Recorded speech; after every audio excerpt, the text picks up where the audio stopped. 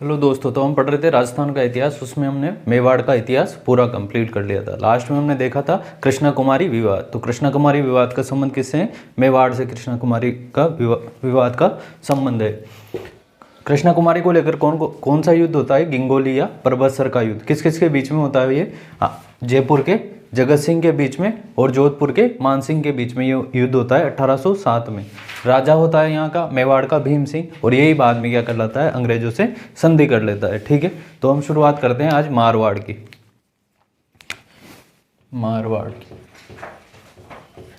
जोधपुर और आसपास का जितना भी एरिया था उसको उस टाइम पे क्या कहा जाता था? मारवाड़ कहा जाता था। ठीक है, तो मारवाड़ में किस वंश का शासन था? राठौड़ों का।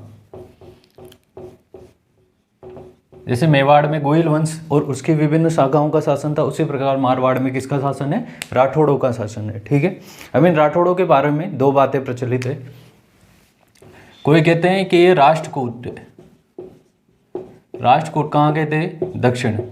दक्षिण में राष्ट्रकूटों का राज था। तो कोई कहते हैं कि ये राष्ट्रकूटों की वंशज है राठौड़। कोई कहते हैं कि ये कन्नौज के क्या है? गढ़वाल है।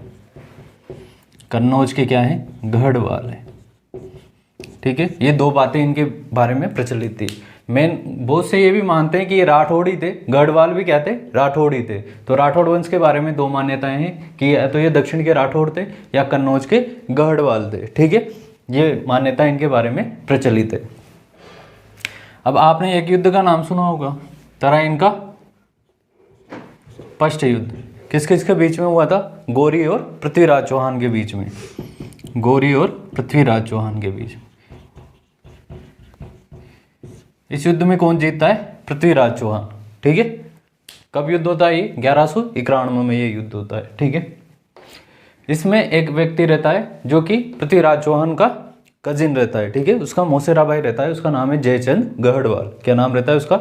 जयचंद गढ़वाल। उसी की बेटी से शादी करता है कौन? पृथ्वीराज, संयोगिता से। ठीक है, पृथ्वीराज फिल्म तो देखी होगी, क्या एक्टिंग की है उसमें अक्षय कुमार ने। ठीक है, उसकी मूंछों पे तो फिदा हो गया था मैं। ठीक है, तो पृथ्वीराज और गौरी के बीच में युद्ध होता है, पहला तराइन का फर्स्ट युद्ध, जिसमें पृथ्वीराज क्योंकि जयचंद की बेटी संयोगिता से शादी कर लेता है, इसलिए वो किसकी तरफ से युद्ध लड़ता है? गौरी की तरफ से युद्ध लड़ता है। ठीक है, फिर होता है तराइन का द्वितीय युद्ध। ठीक है, तो तराइन के द्वितीय युद्ध में गौरी जीत जाता है। ठीक है, दोनों में कौन सपोर्ट करता है गौरी को? जयचंद गढ़वाल। बाद में 1194 में एक और युद्ध होता है, चंदावर का युद्ध। कौन सा युद्ध? चंदावर का युद्ध। ठीक है, कौन सा युद्ध होता है? चंदावर का युद्ध होता है 1194 में। ये किस किस के बीच में होता है? गौरी और ये जयचंद गढ़वाल के बीच में।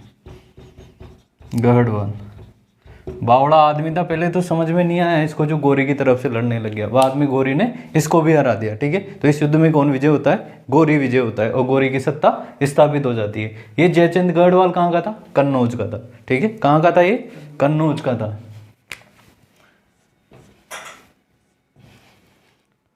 अब इसी जयचंद गढ़वाल का पोता था राव सिंह। ठीक है, राव सिंह किसका पोता था? जयचंद गढ़वाल का ही पोता था राव सिंह। वो पिता तो है इनके सेतराम जी। कहाँ के थे? पाली के आसपास इनका राज था। ठीक है, तो पोता किसका था? ये जयचंद गढ़वाल का, ऐसा ही मान्यता है। ठीक है, इनका पोता था ये जयचंद गढ़वाल का। तो राव सिंह के बारे में भी दो मत हैं। एक तो क्या कि ये कन्नौज का था, कन्नौज के गढ़वाल। एक पक्ष कहता है कि ये था बदायूं का राठौड़। ठीक है, एक पक्ष तो कहता है कि ये कन्नौज का गढ़वाल था, एक पक्ष कहता है कि ये बदायूं का राठौड़ था। ठीक है, इस पक्ष को जो सपोर्ट करते हैं वह है जेम्स टोड और मुहनोत नैणसी। ये दोनों इस पक्ष को सपोर्ट करता है कि राव सिंह कहाँ का था? कन्नौज का गढ़वाल। और ये 1240 ईस्वी में आया। 1240 ईस्वी में कहाँ आया? जोधपुर आया। ठीक है, ये पक्ष भी यही मानता है कि ये 1240 में ही आया। ठीक है, दोनों पक्षी क्या मानते हैं कि 1240 में, लेकिन दोनों का मत अलग अलग है। एक पक्ष मानता है कि ये कन्नौज के गढ़ वालों से आया था, एक पक्ष मानता है कि ये बदायूं का बदायूं की तरफ से आया था, ठीक है। तो इस पक्ष का सपोर्ट तो कौन करता है, जेम्स टोड और मून और नैन्सी, और ये मानते हैं कि राठौड़ क्या है, सूर्यवंशी है, ठीक है। दूसरा पक्ष जो मानता है इन्हें को बदायूं से आया हुआ, उनमें एक है डॉक्टर हार्नेली, डॉक्टर हार्नेली, और एक ओझा जी, ओझा जी, ठीक है। ओझा जी ये मानते हैं कि ये गढ़वाल और राठौड़ दोनों क्या है, अलग अलग है। अलग अलग क्यों है, क्योंकि जो ओझा ये राठौड़ है ये क्या है, चंद्रवंशी है, ठीक है। तो इधर वाले मानते हैं सूर्यवंशी और इधर वाले मानते हैं चंद्रवंशी। पूछ ले कि इन्हें बदायूं का राठौड़ कौन बताता है, इस मत का समर्थन कौन करता है, तो डॉक्टर हार्नेली और GH ओझा। और कन्नौज के गढ़वाल कौन बनाता है, मून और नैन्सी और जेम्स टोड, ठीक है। तो जेम्स टोड वाला जो वो है वो ज़्यादा इंपॉर्टेंट है, ठीक है, क्योंकि जेम्स टोड राजस्थान के इतिहास का पिता कहलाता है, ठीक है। चंदावर के युद्ध गौरी और जयचंद गढ़वाल के बीच, जयचंद गढ़वाल कहाँ का राजा था, कन्नौज का राजा था, ठीक है। उस जयचंद गढ़वाल का ही पोता कौन था, राव सिंह, ठीक है। और इसी के द्वारा राठौड़ शासन की नींव डाली जाती है जोधपुर में, इसलिए क्या कहलाता है, राठौड़ों का आदि पुरुष, राठौड़ों का आदि पुरुष कहलाता है, ठीक है। आदि पुरुष जिससे शुरुआत होती है, ठीक है। तो सबसे पहले शुरुआत का आदमी यही था, इसलिए इसको क्या कहते हैं, आदि पुरुष कहते हैं, ठीक है। ये इतना लिखो फिर आगे बढ़ते हैं,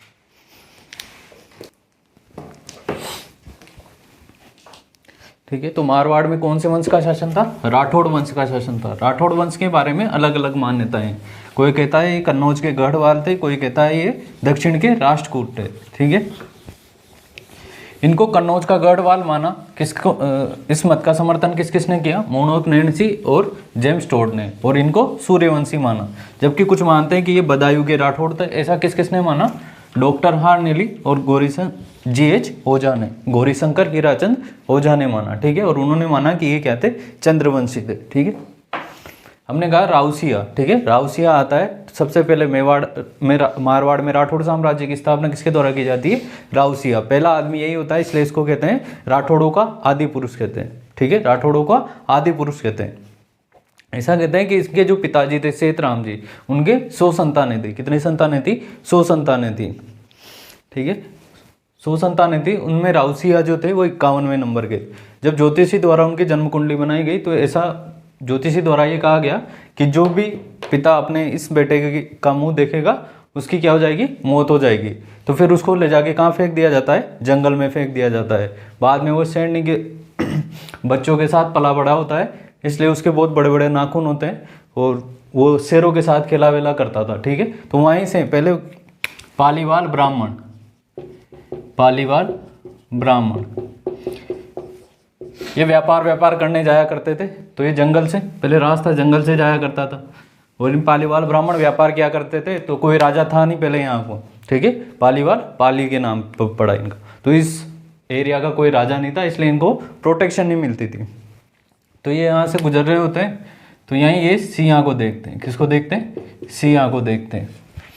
सिया सेतराम का बेटा, सेतराम की कितनी संतान है, 100 संतान है। 100 संतानों में सिया कितना नंबर का, 51वें नंबर का। फिर पालीवाल ब्राह्मण इसको देखते हैं, तो फिर सिया ये सेतराम जी से इसको कहाँ पे ले आते हैं, यहाँ पे ले आते हैं, ठीक है, मारवाड़ में ले आते हैं। और फिर इसको राज दिया जाता है यहाँ का, मारवाड़ का, सिया को, ठीक है। इसी सिया की पेंटिंग कहाँ बनी हुई है, मेहरानगढ़, जिसमें ये शेरों के साथ खेला करता है, ठीक है। शेरों के साथ खेला करता है। ये पेंटिंग कहाँ बनी हुई है इसकी, मेहरानगढ़ के किले में। और मेहरानगढ़ के किले में कौन आता है, रुडयार्ड किपलिंग, रुडयार्ड किपलिंग। ये कुछ समय के लिए मेहरानगढ़ के किले में आता है और इस पेंटिंग को देखता है। और इस पेंटिंग की जब स्टोरी जानता है तो इसी के बेस पर एक किताब लिखता है, द जंगल बुक। यानी कि सिया कौन हो गया, मोगली हो गया, ठीक है। सिया कौन हो गया, उस टाइम का मोगली हो गया। अब ये कहानी कहाँ तक सत्य है इसके बारे में हमें कुछ भी पता नहीं है, ठीक है। तो इसलिए हम काम काम की बातें लिखेंगे केवल।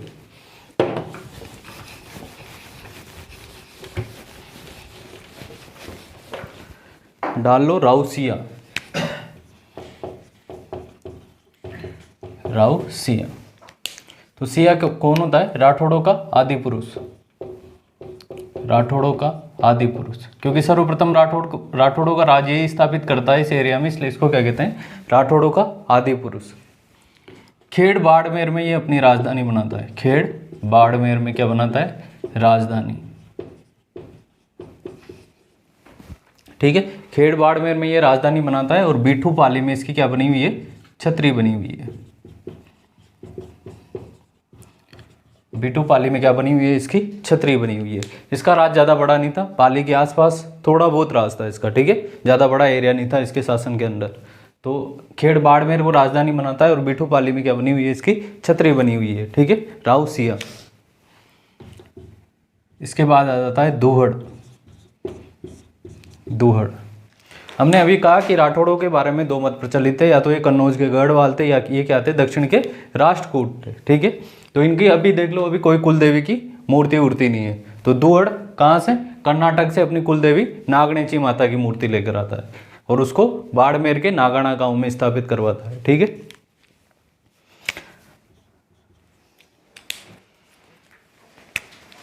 कुल देवी नागणेची माता की मूर्ति कहाँ से लाता है, कर्नाटक से। अब कर्नाटक कहाँ हो गया, साउथ में हो गया, जहाँ पर राष्ट्रकूटों का राज था। ठीक है, तो मतलब ये बात सत्य हो जाती है कि ये राष्ट्रकूटों के वंशज थे। ठीक है, तभी कुलदेवी वहीं पर थी इनकी। तो कुलदेवी नागणेची माता की मूर्ति कर्नाटक से लाता है। ठीक है, अब ऐसा कहा जाता है कि जब ये मूर्ति ला रहा था तब ऐसी मान्यता थी कि ये मुड़कर पीछे नहीं देखना चाहिए, अगर ये जहाँ से मुड़कर पीछे देखेगा वहीं पर ये मूर्ति क्या हो जाएगी, स्थापित हो जाएगी। तो ऐसा कहते हैं इसके द्वारा बाड़मेर का जो नागाना गांव है वहाँ पर पीछे मुड़कर देख लिया गया था इसके द्वारा, इसलिए ये मूर्ति कहाँ पर लगी हुई है, नागाना गाँव में। ठीक है, और बाड़मेर के नागाना गाँव में स्थापित, नागाना गाँव में स्थापित।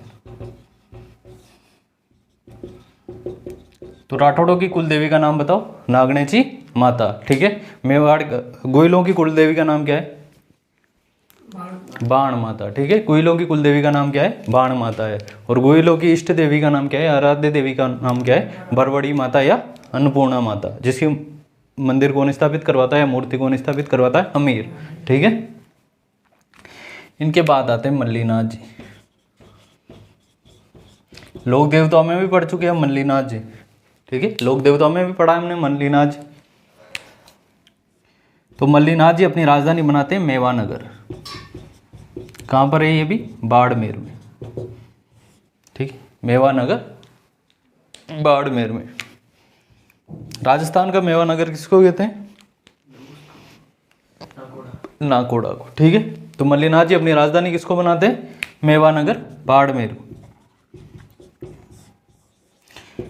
इनके कारण ही जो इस आसपास के क्षेत्र का नाम क्या पड़ा, मालानी। ठीक है, इनके नाम पर ही पड़ा है इस क्षेत्र का नाम, जो बाड़मेर के आसपास का क्षेत्र है इसका नाम मालानी किनके नाम पर पड़ा, मल्लीनाथ जी के नाम पर पड़ा है। ठीक है,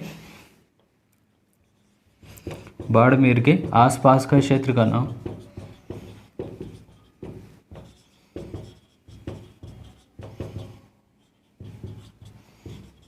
मालानी पड़ा। और मालानी किसके लिए फेमस है, घोड़ों के लिए फेमस है। ठीक है, किसके लिए फेमस है, घोड़ों के लिए फेमस है मालानी। मल्लीनाथ जी तिलवाड़ा बाड़मेर में इनका मंदिर है। कौन सी नदी के किनारे पड़ेगा, तो लूणी नदी के किनारे पड़ेगा। ठीक है, अब ऐसे कहते हैं कि इनका एक बेटा भी, एक स्टोरी भी चलती है, जगमाल नाम का इनका एक बेटा है। ठीक है, हमें कंसिडर नहीं करना है, कॉपी में नहीं लिखना है, ऐसे ही केवल देख लो एक बार। इनका एक बेटा रहता है जगमाल। ठीक है, तो गुजरात का राजा आता है और जब महिलाएं पानी भरने के लिए जाती है तो वहाँ से इन महिलाओं को उठाकर कहाँ ले आता है, गुजरात में, अहमदाबाद में ले आता है। ठीक है, अहमदाबाद में ही गुजरात के राजा की बेटी रहती है जिसका नाम है गिंदोली। जब इनको पता लगता है तो ये बताते हैं किसको, मल्लीनाथ जी को बताते हैं। तो मल्लीनाथ जी सेना वेना तैयार करते हैं और उसका नेतृत्व कौन करता है, जगमाल तैयार करता है। तो थोड़ा डिप्लोमेटिक वे में जाते हैं ये, बिल्कुल भेष बनाकर, व्यापारियों का भेष बनाते हैं। अब मालानी किसके लिए फेमस है, घोड़ों के लिए फेमस है, तो ये घोड़ों के व्यापारियों का भेष बना कर जाते हैं। ठीक है, अब ये गिंदोली जो है यहाँ पर एक पीर बाबा है, उसकी मजार पे आया करती थी। तो इसके साथ कोई भी सिक्योरिटी नहीं होती है। ठीक है, अब इसके साथ साथ ये जो हमारे यहाँ की लड़कियाँ गई है, ये क्या है, इनकी दासियों का काम करती थी। ठीक है, इसकी सेवा विवाह किया करती थी। तो ये जब पीर बाबा के साथ है तो ये लड़कियां भी इनके साथ यहाँ पे जाया करती थी, ठीक है। ये वहाँ पे पहले से तैयार था जगमान, तो इधर पहचान ही लेती लड़कियाँ, तो ये क्या है इनको अपने साथ ले आते हैं। और इधर गिंदोली को कौन ले आता है, जगमान ले आता है। और रास्ते में क्या हो जाता है इनमें, प्रेम, आंखों आंखों में क्या हो जाता है, प्यार हो जाता है इनमें। ये कहानी है, आपको कोई ज़्यादा ध्यान रखना नहीं है, बस आपको क्या ध्यान रखना है कि मल्लीनाथ जी है जिनको द्वारा राजधानी कौन सी बनाई गई, मेवानगर। कहाँ पर है मेवानगर, बाड़मेर।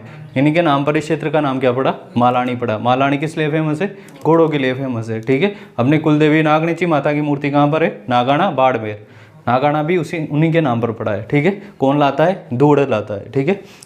राठौड़ों का आदि पुरुष कौन है, रावसिया। खेड़ बाड़मेर में क्या बनाता है, राजधानी बनाता है। बीटू पाले में छतरी बनी हुई है, काम का नहीं है, ठीक है। इसको लिख लो एक बार।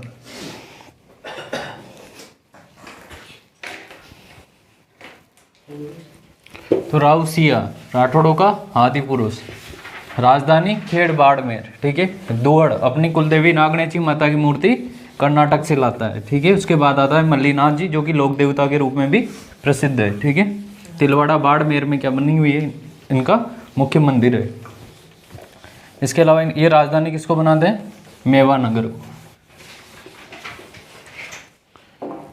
अब मल्लीनाथ जी का बेटा है चूड़ा, चूंडा, ठीक है। मल्लीनाथ जी का बेटा कौन है, राव चूड़ा नाम है इसका।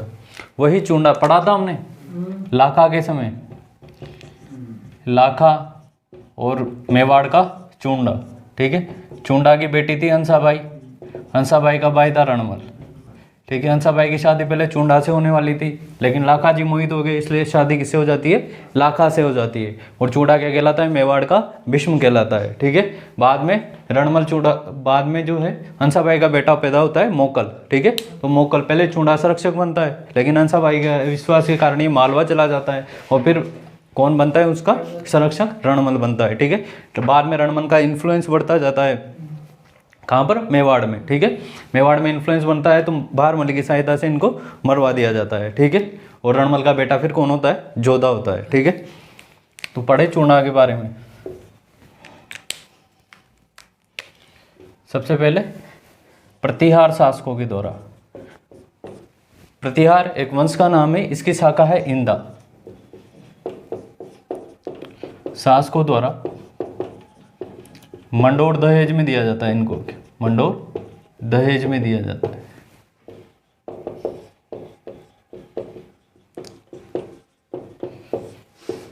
अब जो दहेज में देगा उसको अलग करेगा क्या खुद से, नहीं करेगा, ठीक है। दहेज वाली मोटरसाइकिल को कैसे तैयार रखता है आदमी, वैसे ही मंडोर को बिल्कुल चिपका के रखेगा चूड़ा। तो मंडोर को क्या बनाएगा, राजधानी बनाएगा, ठीक है।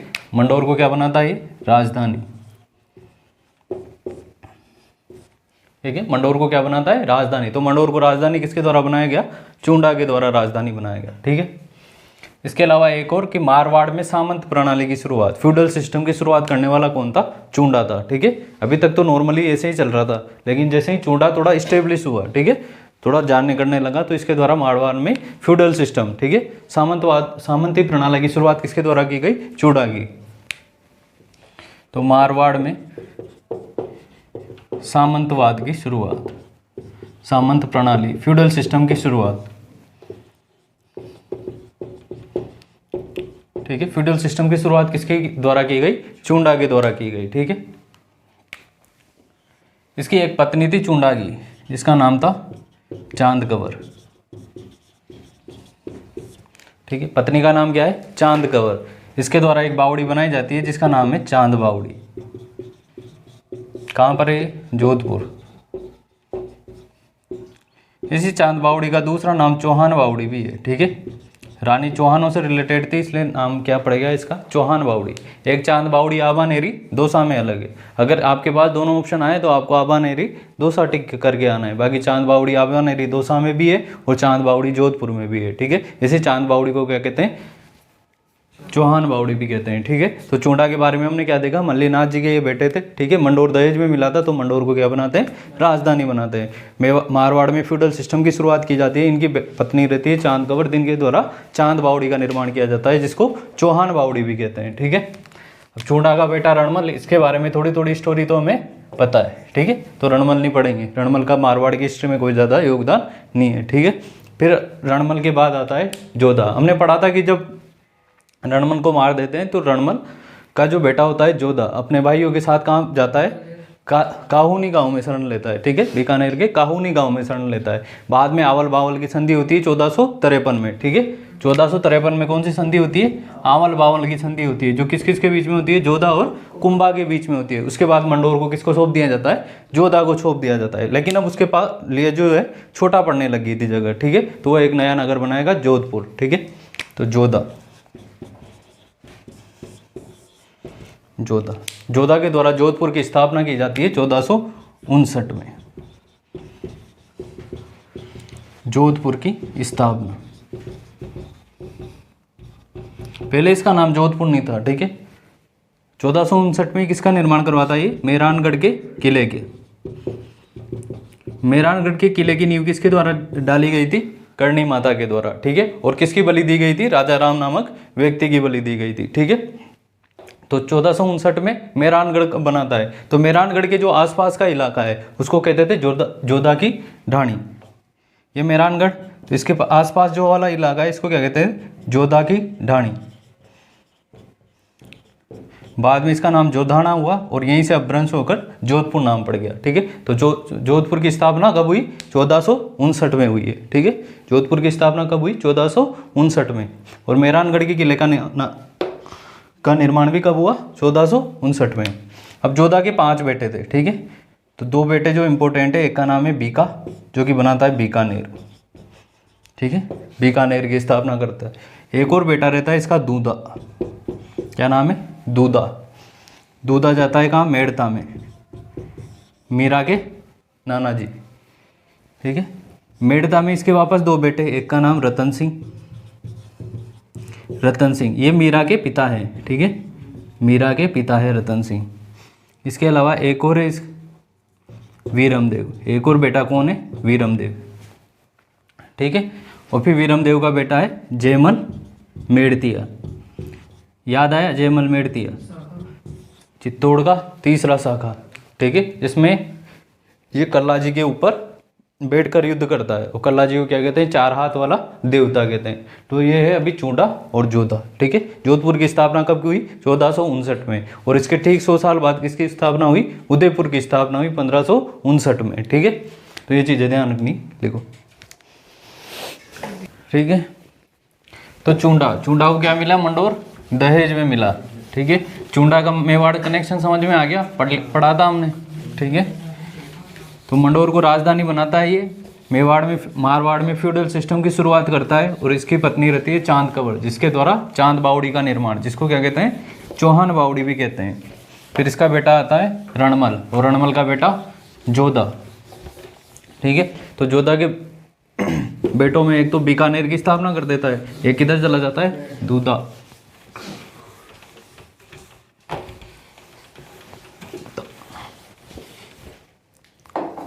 अब पढ़ेंगे मालदेव।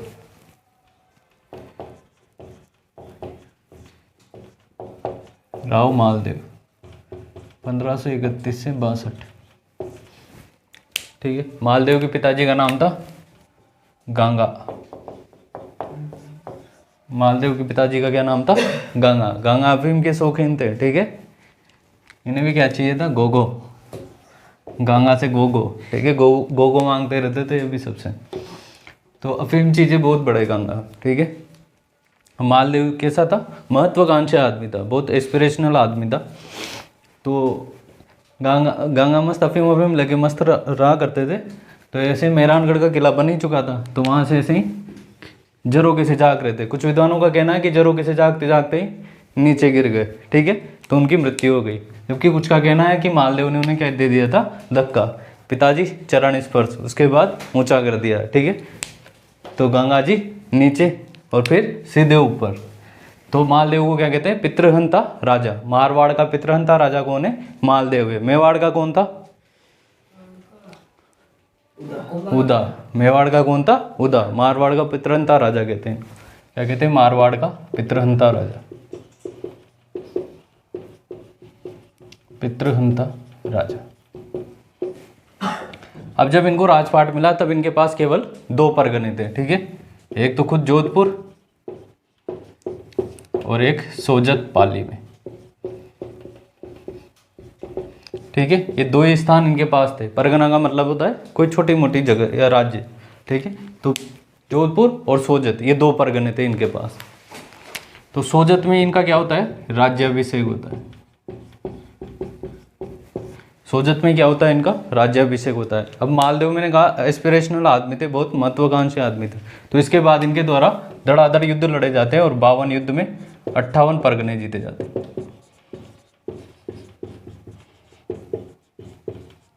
52 युद्ध और 58 परगने।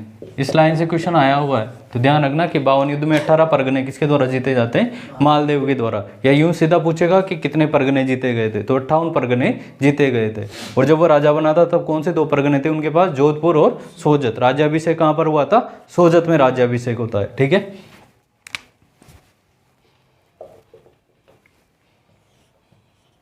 इसके बाद एक युद्ध होता है पाहेबा का, पाहेबा या साहेबा का युद्ध।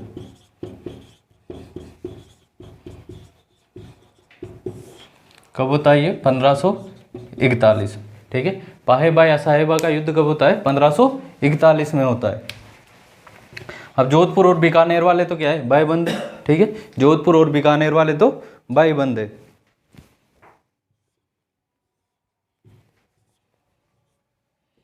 लेकिन इसमें कहा कि भाई भाई कुछ नहीं होता, अपने को तो क्या बनाना है, राज्य बढ़ाना है, ठीक है। तो पाहेबा या साहेबा का युद्ध किस किस के बीच में होता है, मालदेव और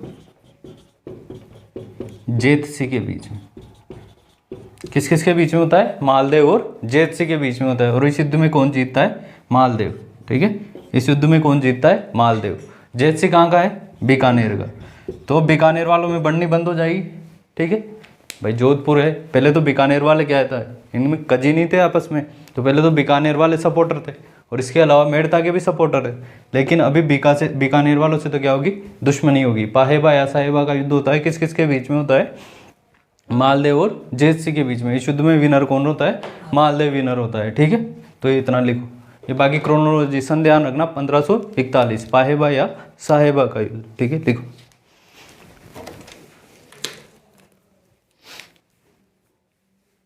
ओके, तो मालदेव मारवाड़ का पितरन था राजा, मेवाड़ का कौन होता है, उदा।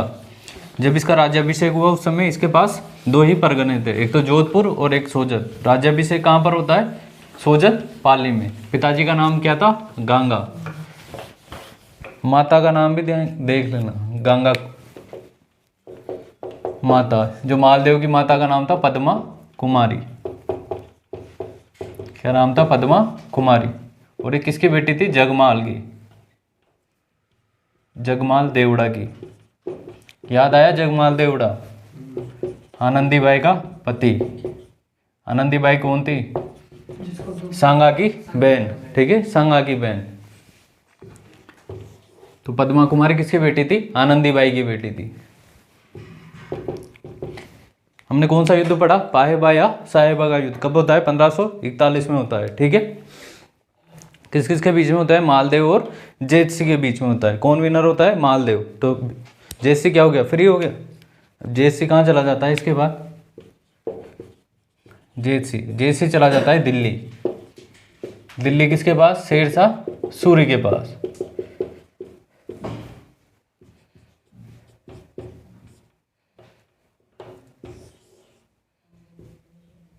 ठीक है, शेरशाह सूरी के पास चला जाता है जेतसी। इसके अलावा एक और है मेड़ता का वीरमदेव।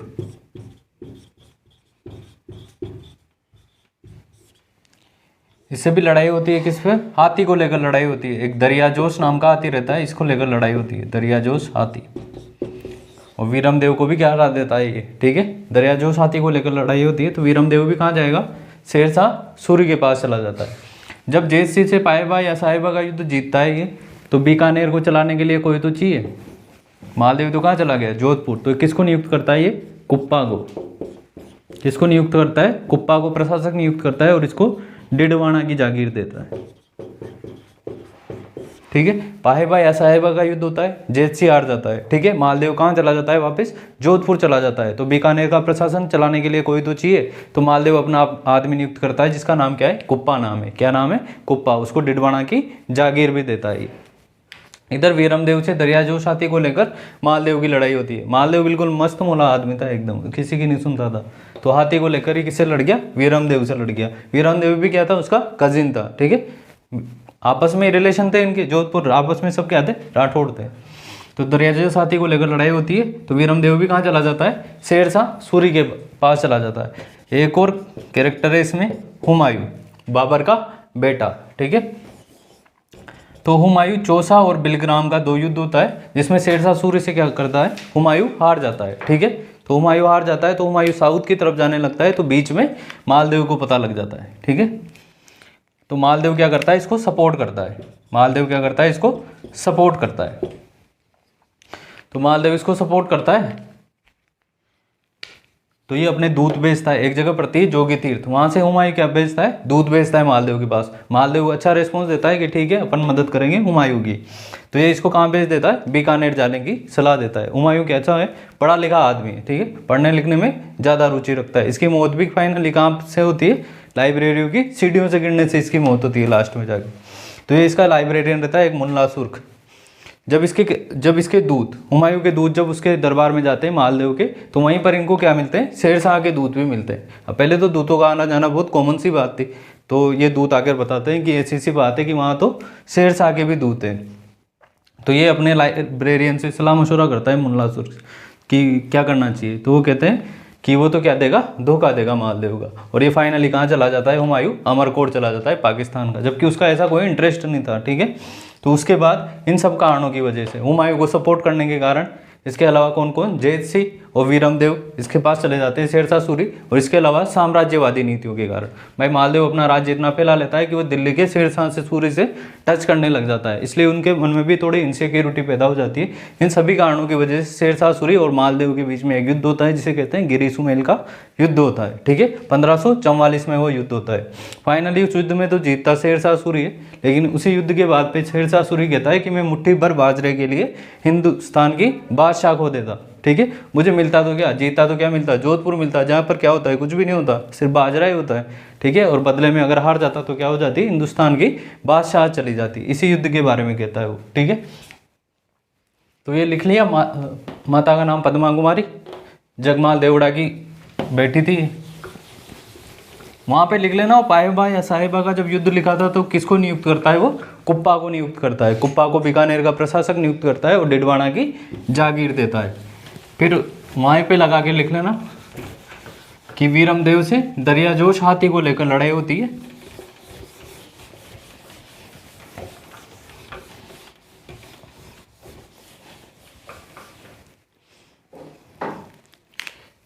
हुमायूं से संबंध,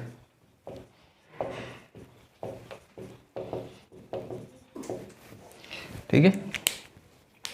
शेरशाह सूरी और हुमायूं में राइवलरी रहती है।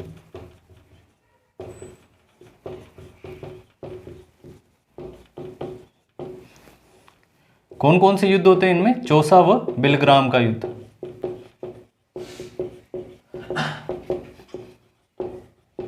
चौसा व बिलग्राम का युद्ध होता है, जिसमें कौन विनर रहता है, शेरशाह सूरी। हुमायूं इसके बाद साउथ में जाता है, तो साउथ बीच में कौन पड़ता है, मालदेव। मालदेव तो हुमायूं अपने दूत भेजता है एक जगह से, जगह का नाम है जोगी तीर्थ।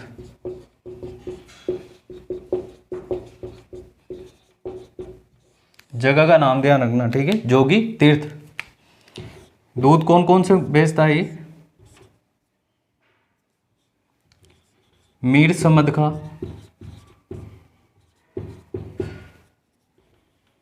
मीर समद, अतका खां और राइमल सोनी।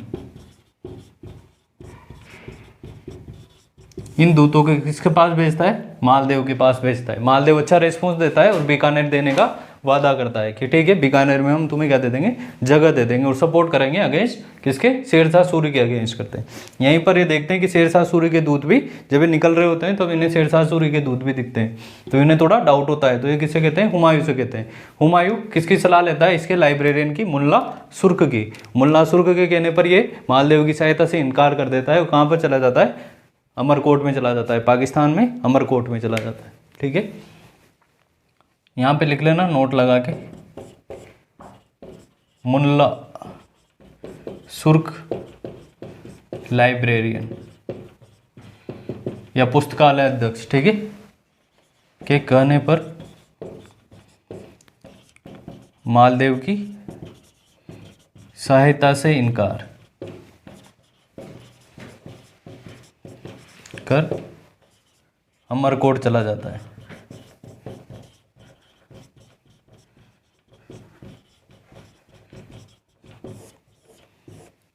ठीक है, कहाँ चला जाता है, अमरकोट चला जाता है। ठीक है, तो समझ में आया हुमायूं से रिलेशन क्या क्या है कि शेरशाह सूरी और हुमायूं के बीच में युद्ध होता है, चौसा पिलग्राम। हुमायूं क्या हो जाता है, हार जाता है। हार के बाद वो साउथ जाता रहता है। तो पहले तो साउथ चला जाता है, मालदेव कहता है इससे कि भाई मदद करने के लिए मैं तैयार हूँ। पहले तो वो ज़्यादा कोई रिस्पॉन्स देता नहीं है, लेकिन बाद में जब उसको कहीं भी मदद नहीं मिलती फिर मालदेव के लिए आता है। तो वो जोगी तीर्थ नामक स्थान से अपना डेरा वेरा डालता है और अपने दूत भेजता है। दूत कौन से, मीर समद, अतका खां और रायमल सोनी। ठीक है, इन दूतों को भेजता है, लेकिन थोड़ा डाउट हो जाता है उसको, इन दूतों को क्या हो जाता है, डाउट हो जाता है, मतलब थोड़ी मिसअंडरस्टैंडिंग हो जाती है। तो मुल्ला सुर्ख के कहने पर मालदेव की सहायता से इनकार कर देता है और कहाँ पर चला जाता है, अमरकोट चला जाता है। ठीक है, तो ये है हुमायूं। अब हम पढ़ेंगे इसके बाद गिरी सुमेल का युद्ध। ठीक है, लिखो।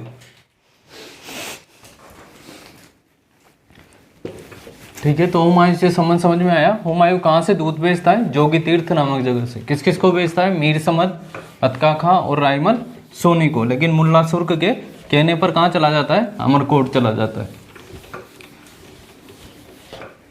तो समझ में आ गया शेरशाह सूरी से डिफरेंस का मतभेद होने के क्या कारण रहेंगे। एक तो बीकानेर का कौन चला जाता है, जेत से चला जाता है। एक मेड़ता का वीरमदेव चला जाता है। ठीक है, इसके अलावा हुमायूं को सपोर्ट करने के कारण भी एक तो ये मतभेद। ठीक है, एक शेरशाह सूरी की साम्राज्यवादी नीति, भाई दोनों ही शासक है, दोनों की क्या है, साम्राज्यवादी या विस्तारवादी नीति। अब इनकी जो बाउंड्री है वो कहाँ पर टच करने लगी थी, दिल्ली, इसलिए दोनों में तनाव पैदा हो गया था। तो युद्ध होता है इनके बीच में, गिरी सुमेल का युद्ध। गिरी सुमेल का युद्ध, इसको ही कहते हैं जेतारण का युद्ध। कहाँ पर पड़ता है ये, पाली में पड़ता है। 5 जनवरी 1544 को। ठीक है, कब होता है, 5 जनवरी 1544। और पाहेबा साहेबा का युद्ध कब होता है, 1541 में। ठीक है, गिरी सुमेल का युद्ध। अब शेरशाह सूरी की तरफ से कौन कौन लड़ेंगे,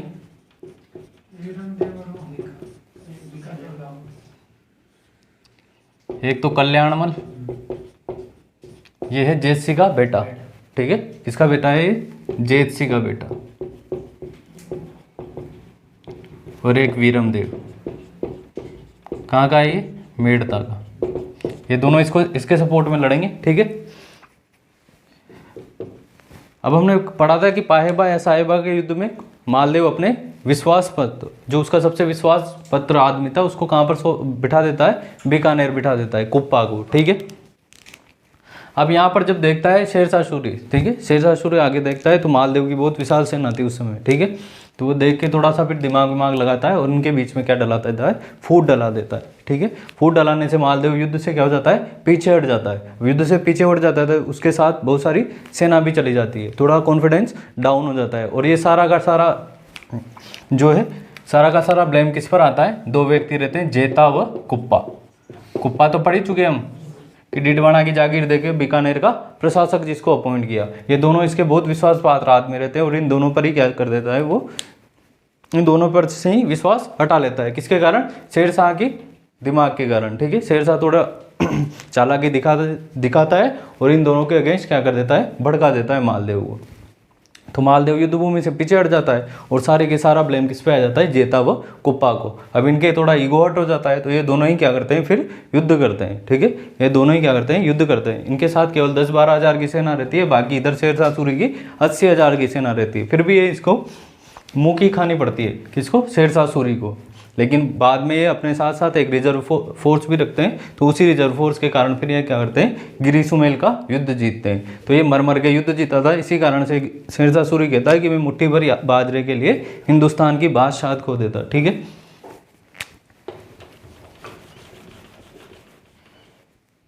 तो मालदेव की तरफ से कौन कौन लड़ेगा, जेता व कुप्पा।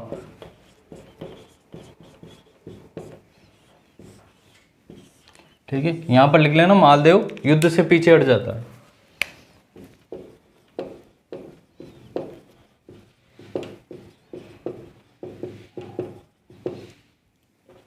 किसके कारण, शेरशाह सूरी की चालाकी के कारण।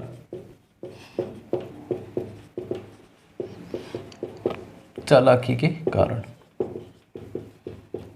तो जेता और कुंभा इनकी 12,000 की सेना और इधर है 80,000 की सेना।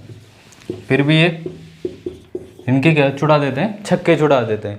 बाद में इनके एक रिजर्व फोर्स भी रखते हैं। रिजर्व फोर्स का जो नेतृत्व करता है उसका नाम है जलाल खां जलवानी। जलाल खां जलवानी ये एक आरक्षित टुकड़ी लेके आते हैं। अभी आपस में लड़ रहे हैं तो थक थका जाते हैं, फिर बाद में ये फ्रेश आएंगे और फिर ये फाइनली क्या कर लेते हैं, जीत जाते हैं इस युद्ध को, गिरी सुमेल के युद्ध को जीत जाते हैं। फिर बाद में जब ये युद्ध खत्म होता है तो शेरशाह सूरी देखता है भाई बच गया मैं तो, नहीं तो ढेले में कर जाता। तो इसी युद्ध के बाद में वो कहता है कि मैं मुट्ठी भर बाजरे के लिए हिंदुस्तान की बादशाह को देता। भाई मुझे क्या मिलता, इन तीनों ने क्या प्लान बनाया था, भाई अगर जीत जाएंगे तो मैं बीकानेर ले लूँगा, मैं मेड़ता ले लूँगा और तुम्हें क्या मिल जाएगा, जोधपुर मिल जाएगा। अब जोधपुर में तो क्या है, कुछ नहीं होता, वो बदले में क्या चली जाती, दिल्ली चली जाती। इसीलिए इसने कहा है कि मैं हिंदुस्तान की बादशाह खो देता मुट्ठी भर बाजरे के लिए। ठीक है, यह आरक्षित टुकड़े।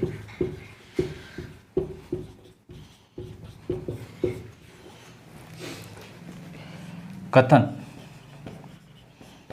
शेरशाह सूरी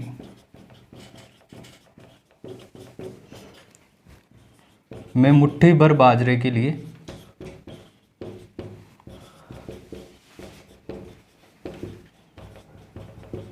हिंदुस्तान की बादशाह खो देता।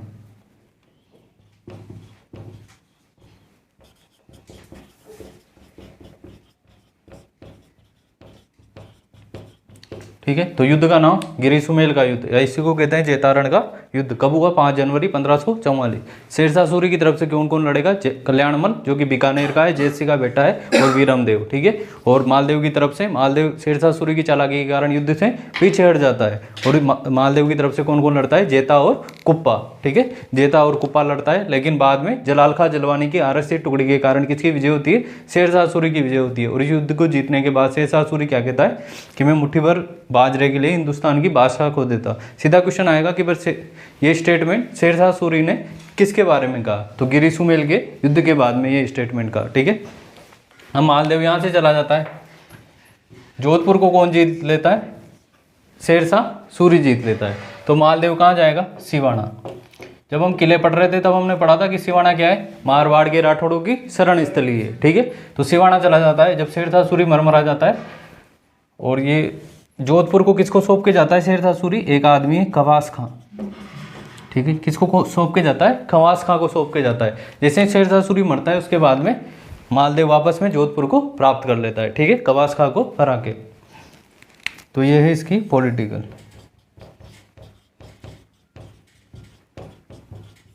ठीक है, शेरशाह सूरी युद्ध जीतने के बाद किसको सौंप देता है, खवास खां को। मालदेव कहाँ चला जाता है, सिवाना। सिवाना से वापस से आता है, खवास खां को हराता है, वापस से जोधपुर का राजा बन जाता है। ठीक है, तो लिख लो इसको, थोड़े धीरे धीरे चला के लिख लेना।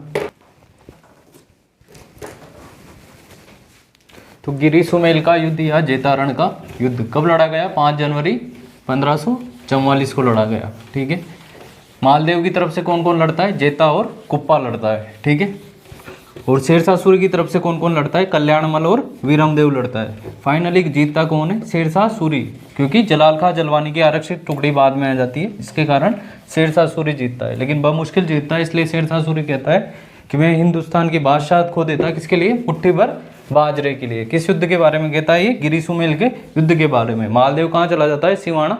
सिवाना को क्या कहते हैं? राठौड़ों की शरण स्थली कहते हैं, ठीक है। इसके बाद शेरशाह सूरी किसको सौंप देता है? जोधपुर को, खवास खां को, ठीक है। बाद में शेरशाह सूरी के बाद में जब जोधपुर से सिवाना से वापस से कौन आता है? मालदेव आता है, और खवास खां से वापस से जोधपुर छीन लेता है, ठीक है। मालदेव की पत्नी, मालदेव की पत्नी जिसका नाम है उमादे, ठीक है। मालदेव की पत्नी का नाम क्या है? उमादे। ये किस नाम से फेमस हुई? रूठी रानी के नाम से फेमस हुई, ठीक है। किस नाम से फेमस हुई? उमादे रूठी रानी के नाम से फेमस हुई। उमादे कहाँ की राजकुमारी थी? जैसलमेर की राजकुमारी थी। जैसलमेर के भाटी लूणकरण की राजकुमारी थी। जैसलमेर के भाटी लूणकरण की राजकुमारी, लूणकरण की राजकुमारी। बेसिकली हुआ ये था कि जो मालदेव है एस्पायरेशनल आदमी था, इसे महत्वाकांक्षी आदमी था, इसे साम्राज्यवादी, तो ये जैसलमेर पर भी अटैक करने वाला था, ठीक है। तो बाद में इसको जब समझाया जाता है जैसलमेर के लूणकरण को कि शादी किससे कर दी जाए? मालदेव से कर दी जाए, जिससे क्या हो? वो अटैक भी नहीं करेगा, ठीक है। तो फिर जो उमादे की शादी किससे कर दी जाती है? मालदेव से कर दी जाती है। रूठी रानी किसके कारण रूठी थी? ये एक दासी थी जिसका नाम था भारमली। तो भारमली नाम की दासी की वजह से ये रूठ जाती है, क्योंकि क्या होता है, जो भारमली है उस पर मोहित हो जाता है कौन? मालदेव। जब इसको पता लगता है उमादे को, तो ये नाराज होकर चली जाती है, ठीक है। और कहाँ पर अपना कुछ समय कहाँ पर बिताती है? अजमेर के तारागढ़ दुर्ग में बिताती है, ठीक है। भारमली नामक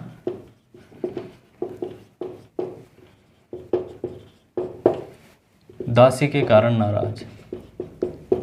बचपन की बाई ली थी इसकी भारमली, ठीक है। थी तो दासी, छोटे से की किसको मिल गई थी? लूणकरण को मिल गई थी। तो इसी ने उसका पालन पोषण किया था, दोनों साथ साथ पले बड़े थे।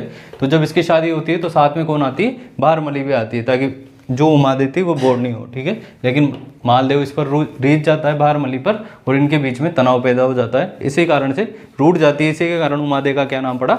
रूठी रानी पड़ा। जो रूठी रानी है ये कुछ समय कहाँ बिताती है? अजमेर के तारागढ़ किले में। अजमेर के तारागढ़ किले में कुछ समय बिताती है।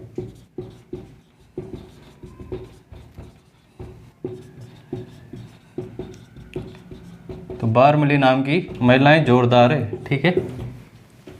रणमल को भी किसने सरकाया था? भारमली ने सरकाया था, ठीक है।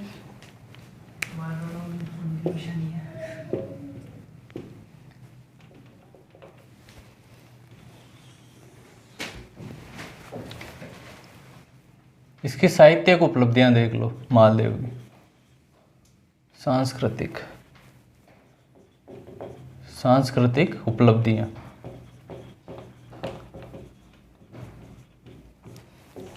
एक तो जो मेहरानगढ़ का किला है उसके परकोटे का निर्माण किसके द्वारा किया जाता है? मालदेव के द्वारा किया जाता है। तो मेहरानगढ़ और इसके चारों ओर परकोटा का निर्माण किसके द्वारा किया जाता है? मालदेव के द्वारा किया जाता है, ठीक है। तो मेहरानगढ़ के किले के चारों ओर परकोटा कौन बनाता है? मालदेव बनाता है। इसके अलावा 4 किले और बनाए जाते हैं इसके द्वारा। एक तो पोखरण का, एक मेड़ता का, एक रिया का, और एक सोजत का। पोखरण कहाँ है? जैसलमेर में। मेड़ता और रिया दोनों नागौर में, और सोजत है पाली में। सोजत में इसका क्या हुआ था? राज्याभिषेक हुआ, ठीक है। तो एक तो क्या करता है, मेहरानगढ़ के किले के चारों ओर क्या बनाता है? परकोटा बनाता है। इसके अलावा 4 किले और बनाता है, पोखरण, सोजत, रिया और मेड़ता, ठीक है। ये इसकी साहित्यिक, ये कल्चरल अचीवमेंट है, इसकी सांस्कृतिक उपलब्धियां। 2 दरबारी विद्वान भी हुए इसके। एक का नाम है आशानंद और दूसरे का नाम है ईसरदास।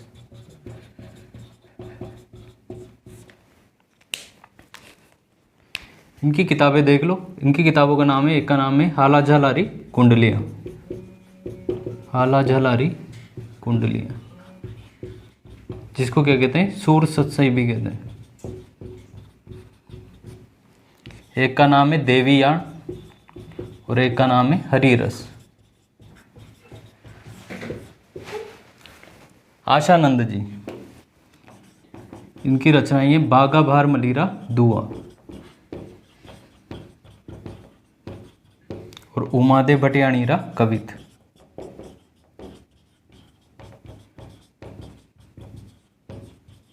उमादेव भटियाणीरा कवित, ये दोनों इनकी रचनाएं हैं। आशानंद जी दोनों क्या थे, ये इनके भतीजा था। आशानंद जी का भतीजा कौन था, ईश्वरदास जी थे। ठीक है,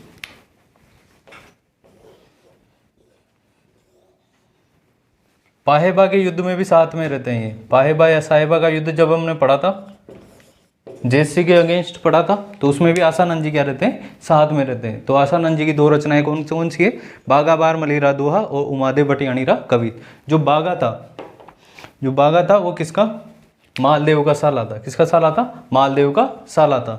ये बारमली को लेने जाता है, लेकिन बीच में इनमें भी क्या हो जाता है, आंखों में इशारा हो जाता है। ठीक है, तो ये इनकी प्रेम कहानी के ऊपर है। जब जैसे ही ये मरते हैं तो उसके बाद आशानंद जी भी क्या हो जाते हैं, पागल हो जाते हैं। तो उमादेव भटियाणीरा कवित और बागा बार मलीरा दोहा। ईश्वरदास जी की हाला जाला रिकुंडिया, देवीयान और हरिरस। ठीक है, तो ये है हमारा मालदेव। इसकी उपाधियां भी देखो, मालदेव की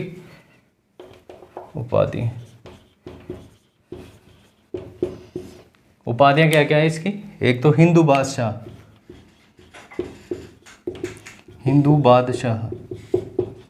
एक है हशमत वाला राजा। हशमत का मतलब है वैभवशाली राजा।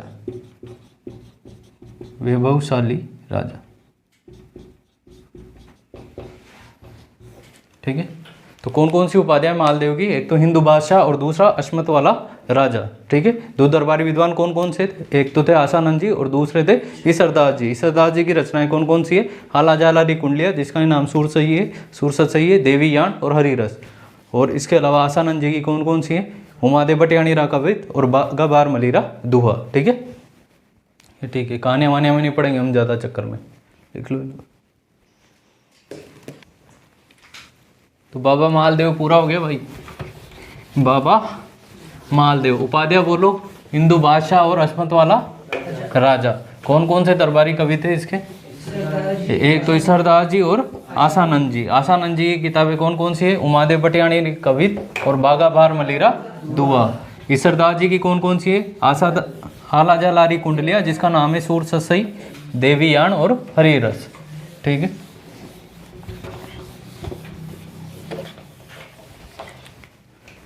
तो मालदेव के बारे में थोड़ा फिर वापस से रिवाइज करते हैं।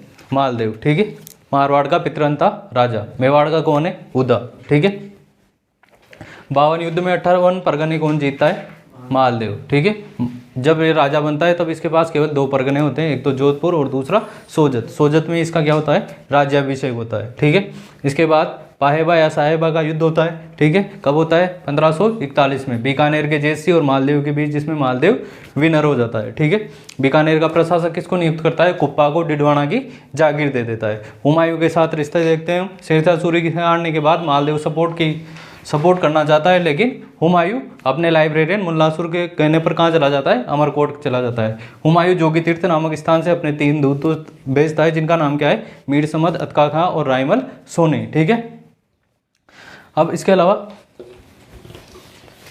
गिरी सुमेल का युद्ध। ठीक है, गिरी सुमेल का युद्ध किसके साथ होता है, शेरशाह सूरी के साथ। शेरशाह सूरी की तरफ से कौन लड़ता है, बीकानेर का कल्याणमल और मेड़ता का वीरमदेव। और मालदेव शेरशाह सूरी की चालाकी के कारण युद्ध से पीछे हट जाता है। मालदेव की तरफ से कौन लड़ता है, जेता और कुप्पा लड़ता है। मालदेव की सेना जीतने वाली होती है, लेकिन जलाल खां जलवानी की आरक्षित टुकड़ी के कारण हार जाता है। जैसे ही युद्ध जीतता है, बहुत मर के युद्ध जीतता है, इसलिए शेरशाह सूरी क्या कहता है कि मैं मुट्ठी भर बाजरे के लिए हिंदुस्तान की बादशाह खो देता। ठीक है, खवास खां को अपॉइंट कर देता है जोधपुर, और मालदेव कहाँ चला जाता है, सिवाना। सिवाना को क्या कहते हैं, राठौड़ों की शरण स्थली। ठीक है, सिवाना से वापस आता है खवास खां को, और आकर वापस से जोधपुर कंट्रोल कर लेता है। ठीक है, इसके बाद क्या करेगा वो, मेहरानगढ़ में परकोटा बनाएगा। मेहरानगढ़ के किले के चारों ओर क्या बनाएगा, परकोटा बनाएगा। ठीक है साहब, इसके अलावा 4 किलो का निर्माण करेगा। कौन कौन से? पोखरण, सोजत, मेड़ता और रियागा। ठीक है। इसकी पत्नी का नाम क्या है? उमादे, जिसे हम रोटी रानी के नाम से भी जानते हैं, जो कि जैसलमेर की राजकुमारी है। ठीक है। कुछ समय के लिए अजमेर के तारागढ़ दुर्ग में रहती है। ठीक है। किसके कारण नाराज हुई है? बारमली मारी नामक दासी की वजह से नाराज हुई। ठीक है। तो ये था हमारा मालदेव। अब हम पढ़ेंगे चंद्रसेन। मालदेव,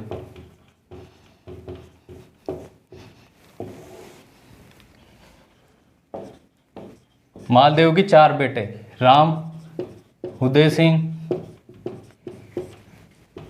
रायमल और चंद्रसेन। ठीक है।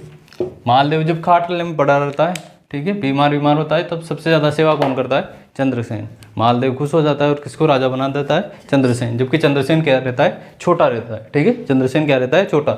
सबसे बड़ा कौन है? राम। सबसे बड़ा कौन रहता है? राम। इसे गोद भी लेती है उमादे। ठीक है। इसे क्या लेती है? गोद भी लेती है। उमादे जो मालदेव की पत्नी है वो इसे गोद भी लेती है। तो राम है तो राम, पर राम के कोई लक्षण नहीं थे इनमें। ठीक है। तो राम नाराज हो जाते हैं, चंद्रसेन को राजा बनाते हैं। तो राम कहाँ चला जाता है? कहाँ जाएंगे ये? दिल्ली। ठीक है। फाइनली सब कहाँ जाते थे? दिल्ली। जैसे हमने देखा था पहले दोनों कहाँ गए थे? शेरशाह सूरी के पास गए थे। ठीक है। ये दिल्ली जाएंगे। दिल्ली में राजा कौन है? भी अकबर है। ठीक है। तो अकबर वहाँ से सेना भेजता है हुसैन कुली खां के नेतृत्व में। तो चंद्रसेन भागेंगे यहाँ से भाग कर जाते हैं बादराजून। ठीक है। बादराजून से भाग कर कहाँ जाएंगे? सिवाना। सिवाना क्या है? शरण स्थली है।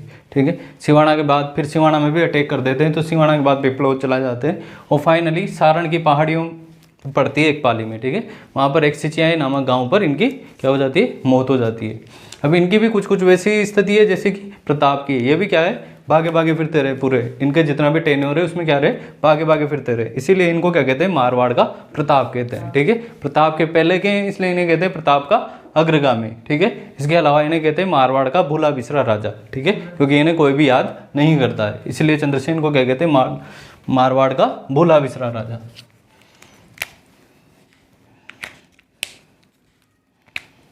तो 1562 से लेकर 81 तक। ठीक है। राम कहाँ जाएंगे? अकबर के पास। अकबर सेना भेजेगा हुसैन कुली खां के नेतृत्व में। हुसैन कुली खां के नेतृत्व में।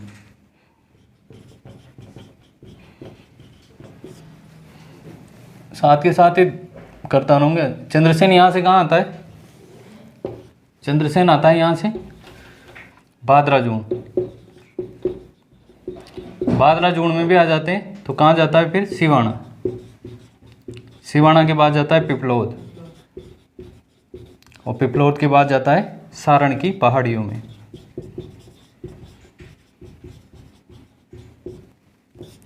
सिचियाई गांव, एक गांव पड़ता है सिचियाई गांव। कहाँ पर? पाली में। यहाँ पर एक सरदार इन्हें क्या दे देता है? जहर दे देता है और इनकी मौत हो जाती है। ठीक है। सारण की पहाड़ियों सिचियाई गांव पाली में 1581 में इनकी क्या हो जाती है? डेथ हो जाती है। ठीक है। सिवाना क्या है? मारवाड़ के राठौड़ों की शरण स्थली है। ठीक है। अब जब ये यहाँ से यहाँ जाते हैं तो ये आसपास के लूटपाट भी करते हैं। इससे यहाँ के राजा, यहाँ के लोग, मारवाड़ के लोग क्या हो जाते हैं? नाराज हो जाते हैं। भाई इनके पास रिसोर्सेज तो सारे खत्म हो गए, अब अपने कैसे न कैसे स्ट्रगल तो करेंगे। तो स्ट्रगल करने के लिए क्या चाहिए इन्हें? पैसा। पैसा करने लेने के लिए क्या करते थे? लूटपाट किया करते थे। इसलिए यहाँ के लोग क्या हो जाते हैं? नाराज। इसलिए कहाँ चले जाते हैं? डूंगरपुर। डूंगरपुर के राजा आसकरण के पास चले जाते हैं। ठीक है। इसलिए इन्हें मारवाड़ में कोई ज़्यादा याद नहीं करता, क्योंकि प्रताप को तो क्या है? प्रताप के बाद तो उनके पूर्वज, प्रताप के क्या है? उसके जो बेटे थे, पोते थे, वो राजा बनते हैं। चंद्रसेन के बाद इसका कोई भी नहीं होता है। ठीक है। तो इसीलिए ज़्यादा इसे याद नहीं किया जाता है। इसीलिए इसको क्या कहते हैं? मारवाड़ का भूला बिसरा राजा भी कहते हैं। ठीक है। तो हुसैन कुली खां के नेतृत्व में सेना आई जोधपुर। कहाँ जाता है? बादराजून। बादराजून से सिवाना, सिवाना से पिपलोद और फाइनली सारण की पहाड़ियों में सिचियाई गांव 1581 में क्या हो जाती है? इसकी मौत हो जाती है। ठीक है। इसकी उपाधियां देख लो चंद्रसेन की।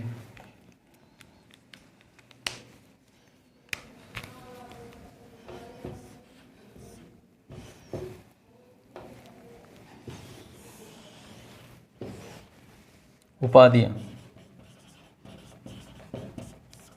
चंद्रसेन को कहते हैं मारवाड़ का प्रताप। ठीक है। प्रताप का अग्रगामी या प्रताप का गाइड भी कहते हैं इसको। ऐसे कहते हैं कि भाई प्रताप ने इसको भी फॉलो किया था। और मारवाड़ का भोला बिसरा राजा।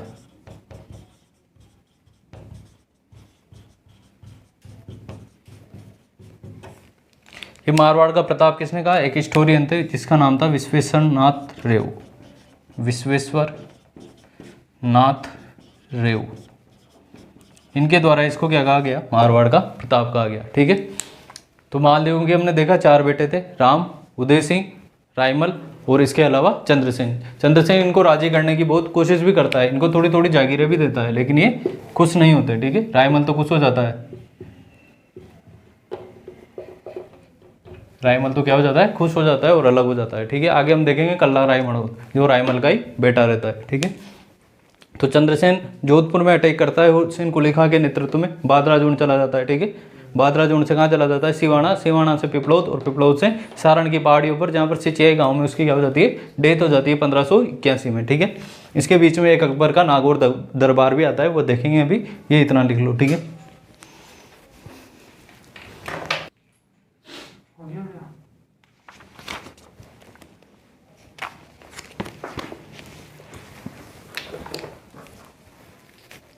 ठीक है, तो मालदेव के 4 बेटे, राजा किसको बनाता है? चंद्रसेन को।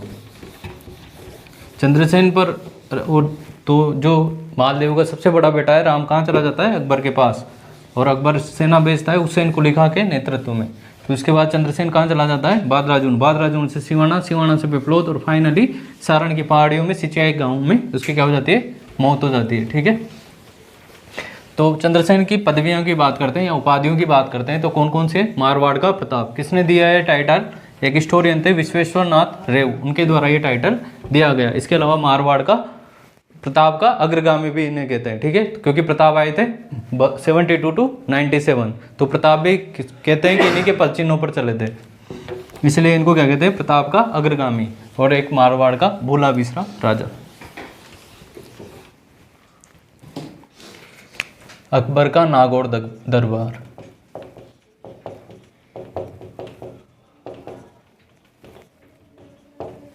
(1570) में। अकबर किसको मानते थे? ख्वाजा मोइनुद्दीन चिश्ती को। ठीक है, तो वो ढोकने कहाँ पर आते हैं? अजमेर आते हैं। ठीक है, तो इसी समय पर यहाँ पर अकाल की स्थितियाँ उत्पन्न होती रहती, तो अकबर क्या बुलाता है? अपना दरबार बुलाता है। वास्तव में उसका काम क्या था? उसका काम था कि राजस्थान के सभी राजाओं को अपनी अधीनता स्वीकार करवाना। वो बुलाता तो काल रात कार्यों के लिए कि भाई अकाल वकाल के लिए कुछ करेंगे। ठीक है, लेकिन उसका मेन उद्देश्य क्या था? क्योंकि अकबर था डिप्लोमेटिक आदमी, फाइनली तो क्या था? राजा ही था। तो उसका मेन उद्देश्य क्या था? राजस्थान के राजाओं को अपनी अधीनता स्वीकार कराना। ठीक है, अकाल राहत कार्यों के लिए। सीधा सीधा पूछ ले कि अकबर का नागौर दरबार कब लगा, तो 1570 में लगा है। ठीक है, क्योंकि इतिहास की जो घटनाएं हैं उनमें दे रखा है आपके, तो वो अलग अलग घटनाएं पूछ सकता है। ठीक है, तो अकबर का नागौर दरबार एक ऑप्शन में दे सकता है। ठीक है, तो कब लगा? 1570 में लगा। ठीक है, अब ये नागौर दरबार में इसके कौन कौन आते हैं वो देखो। एक तो कल्याणमल, कल्याणमल कहाँ का है? बीकानेर का। ठीक है, कल्याणमल कहाँ का है? बीकानेर का। एक हरराज, हरराज रहता है जैसलमेर का। और मोटा राजा उदय सिंह, वही उदय सिंह चंद्रसेन का भाई। ये बहुत मोटा राजा है, इस कारण इसको क्या कहते हैं? मोटा राजा। कहाँ का था ये? मारवाड़ का या जोधपुर। तो जोधपुर का पहला शासक जिसने अकबर की अधीनता स्वीकार करी या मुगलों की अधीनता स्वीकार करी, कौन था? मोटा राजा उदय सिंह था। ठीक है, इन तीनों ने इसकी अधीनता यहाँ पर स्वीकार कर ली। ठीक है, इसी नागौर दरबार में कौन भी आता है? चंद्रसेन भी आता है। वो भी अकबर से मिलने करने आता है, लेकिन वो देखता है कि उसका रुझान किसकी तरफ है? मोटा राजा उदय सिंह की तरफ है, तो वो वापस चला जाता है। ठीक है, तो अकबर इसे अपनी तौहीन मानता है और वापस से उसके विरुद्ध क्या छेड़ देता है? अभियान छेड़ देता है। और हमने वो अभियान देखे ही कि कहाँ से कहाँ जाता है, कहाँ से कहाँ जाता है, और फाइनली सारण की पहाड़ियों में सिचिया गांव पाली में उसकी क्या हो जाती है? मौत हो जाती है। ठीक है, तो ये तीनों, ये आएगा क्वेश्चन कि मारवाड़ का पहला राजा जिसने अकबर की अधीनता स्वीकार करी कौन था? मोटा राजा उदय सिंह था। ठीक है, इसमें यह भी लिख लेना भाई, चंद्रसेन भी दरबार में जाता है, लेकिन रुझान किसकी तरफ था? उदय सिंह की तरफ था, इसलिए वापस लौट आता है। ठीक है, तो अकबर का नागौर दरबार। वास्तव में नागौर दरबार का एम क्या था? एक तो फॉर्मल एम था कि भाई हाँ अगर रात के लिए करेंगे, लेकिन इनडायरेक्ट एम क्या था कि राजस्थान के राजाओं को अपनी अधीनता स्वीकार करना। भाई जो प्रकट हो जाएगा वो ऑब्वियस सी बात है कि भाई हाँ अकबर है अपना राजा है, तो ये सब क्या है, अधीन हो गए थे, इसके अधीनता स्वीकार कर ली थी इन सब ने। तो इसके बाद में क्या हुआ, नागौर दरबार का इंपॉर्टेंस भी पूछा जाता है कि इसका इंपॉर्टेंस क्या है। तो इंपॉर्टेंस ये कि इसके बाद मुगल विरोधी और मुगल आश्रित राजाओं की क्या हो गई थी, डिवाइड हो गए थे राजा। एक तो मुगल विरोधी थे, एक मुगल आश्रित राजा थे, ठीक है। और इससे क्या हुआ, अकबर ने बिना लड़े राजस्थान के अधिकतर राजाओं से अपनी मित्रता बढ़ा ली, ठीक है, युद्ध करने की जरूरत ही नहीं पड़ी। तो इससे क्या हुआ, युद्ध नहीं हुए तो शांति स्थापित हुई, शांति स्थापित जब भी होगी तब भी कल्चरल एक्टिविटीज को क्या मिलेगी, बढ़ावा मिलेगा। तो यह है नागौर दरबार का उद्देश्य, ये तीनों याद रखना। बाद में क्या होता है, जब चंद्रसेन के भागा भागा फिरता रहता है तो ये कुछ समय के लिए कल्याणमल का बेटा रहता है राय सिंह। दो बेटे हैं इसके, राय सिंह और एक पृथ्वीराज राठौड़।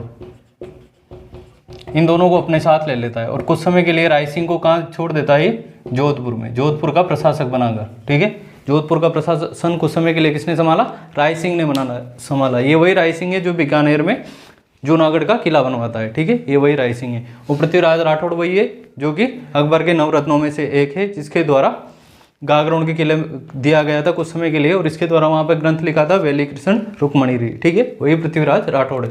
किसका बेटा रहता है, ये कल्याणमल का बेटा है। और कल्याणमल किसका बेटा है, पाहेबा साहेबा वाले युद्ध जैत सिंह का, ठीक है, इतना लिखो।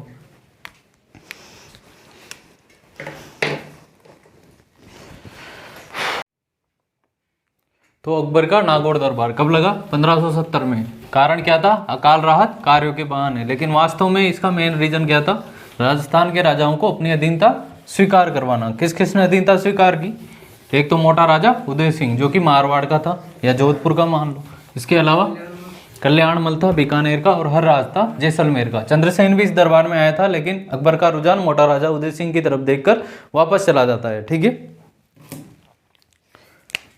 मोटा राजा उदय सिंह,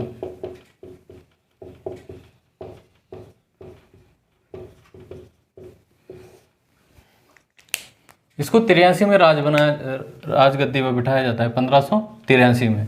हम देखते हैं कि चंद्रसेन की मृत्यु कब हो जाती है, 81 में। तो 2-3 साल तक जो भूमि रहती है वो खालसा रहती है, ठीक है, सीधे केंद्र के अंडर रहती है, ठीक है। 3 साल तक किसके अंडर रहती है, सीधे केंद्र के अंदर रहती है, मोटा राजा उदय सिंह को बनाने से पहले, ठीक है। 81 में चंद्रसेन की मौत हुई, इसके बाद 81, 82, 83 2-3 साल तक इसके अंडर रहती है, खालसा लैंड रहती है, सीधा केंद्र का कंट्रोल रहता है।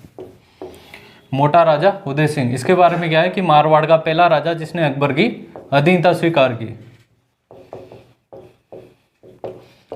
पहला राजा जिसने अकबर की अधीनता स्वीकार करी।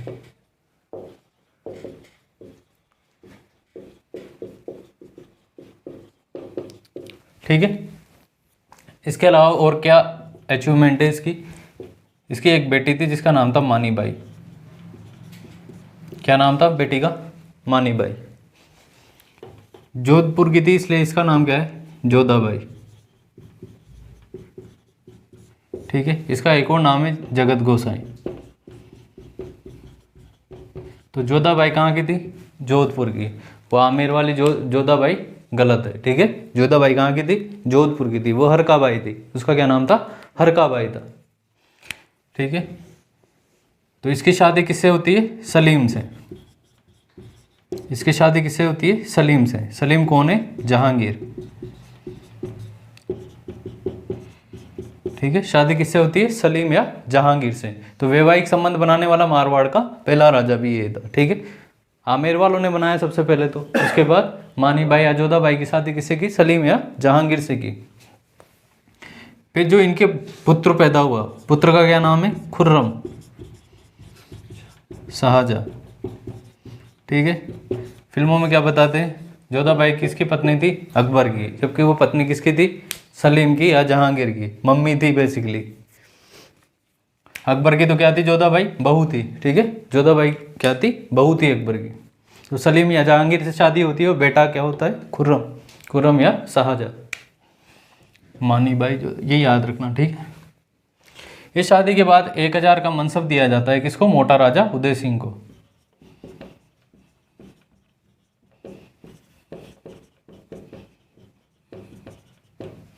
यहाँ पर ही एक और कैरेक्टर देख लेते हैं हम, कल्ला राय मड़ौत।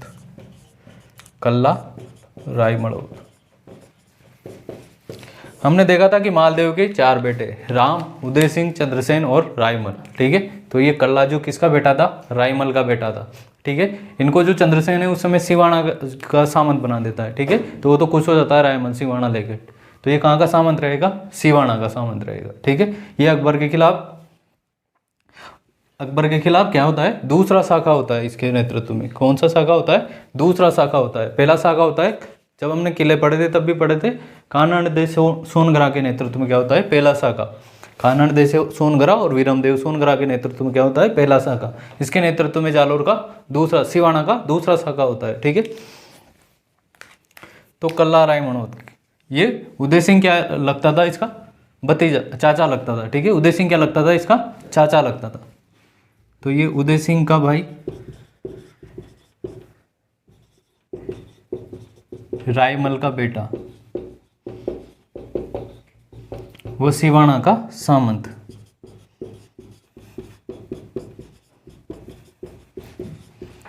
वो सिवाना का क्या था? ये सामंत था। बेसिकली बात क्या हुई थी? बूंदी का राजा था एक सुरजन। क्या था? बूंदी का राजा सुरजन। इसकी बेटी थी भानकवर। भानकवर। अकबर का काम क्या है? शादियाँ करवाना। अकबर का एक ही काम था, अपने बेटे की शादियाँ करवाता रहता था, तभी तो सलीम इतना रंगीन था। ठीक है, तो सुरजन की बेटी थी भानकवर। सुरजन ने भी अकबर की क्या कर ली थी? अधीनता स्वीकार कर ली थी। ये सब राज दरबार में बैठे हुए थे। कल्ला राय मड़ौत ने भी क्या कर रखी थी, मतलब इनके पिताजी ने भी क्या कर रखी थी? अधीनता स्वीकार। तो ये भी राज दरबार में गए हुए थे। सुरजन से पूछा कि यार तुम्हारी बेटी है, उसकी शादी कर दो। किससे? सलीम से। अब जो सुरजन था वो अपनी बेटी की शादी नहीं करवाना चाहता था सलीम से। सलीम था अय्याश आदमी, तो उसने कहा कि मेरी बेटी की शादी तो ऑलरेडी तय हो चुकी है। अच्छा, तो जबकि इसको भी नहीं पता कि शादी तय हुई नहीं, इसने झूठा ही कह दिया कि शादी क्या होगी? तय हो चुकी है। तो शादी में तय होने में हाथ इशारा किसकी ओर किया? कल्ला राय मड़ौत की ओर किया। तो कल्ला राय मड़ौत भी मनी मन खुश। ठीक है, बानकर बढ़िया सुंदर स्त्री थी। तो कल्ला राय मड़ौत कहाँ जाता है? सीधा बूंदी जाता है और रात में क्या कर लेता है? सगाई कर लेता है। ठीक है, तो इससे अकबर क्या हो जाता है? नाराज हो जाता है। अकबर एक बात तो यहाँ नाराज हो जाता है, इसको भेजा जाता है लाहौर। वहाँ पे उसके जो सूबेदार है उसकी भी हत्या कर देता है कल्ला राय मड़ौत, थोड़ा सा डिस्प्यूट हो जाने के कारण। फिर वापस से अकबर इसको बुलाता है आगरा। ठीक है, अब इसे बताया कि भाई मैंने 2 काम गलत कर दिए। एक तो कर दिया अकबर के अगेंस्ट जाके सगाई कर ली, किससे? भानकवर से, और दूसरी उसके आदमी को सल्टा भी दिया। तो अकबर तो नाराज होना ही है। लेकिन जैसे ये गया तो अकबर ने बड़े अवगत की इसकी कि और जी क्या हो रहा है, हाल चाल पूछे। और फिर पूछा इससे, तो इससे लगाया कि भाई कुछ गड़बड़ है। तो इससे पूछा कि यार तुम्हारी बहन है ना, उसका क्या है? उसकी शादी वादी हुई नहीं हुई? कि नहीं हुई साहब। तो फिर शादी वादी कर दो यार सलीम से। तो ये कि अब इसको लगाया यार यही बात है, तो चक्कर पड़ गया। तो ये कहता है कि भाई मैं आपकी बराबरी का तो हूँ नहीं, मेरे पास इतनी व्यवस्था भी नहीं है कि भाई मैं शादी कर सकूँ। तो अकबर कहता है कि तू चिंता मत कर, धन वन ले जा यहाँ से और शादी की तैयारी कर। तो ये धन वन भी ले आता है और फिर यहाँ से किले विले की मरम्मत करवाता है, और जो सलीम लेके आता है बारात उसको भगा देता है। ठीक है, तो अकबर इससे नाराज हो जाता है और अकबर फाइनली किसको बोलता है युद्ध करने के लिए? उदय सिंह को ही बोलता है। तो उदय सिंह ही क्या करता है? अटैक करता है। ठीक है,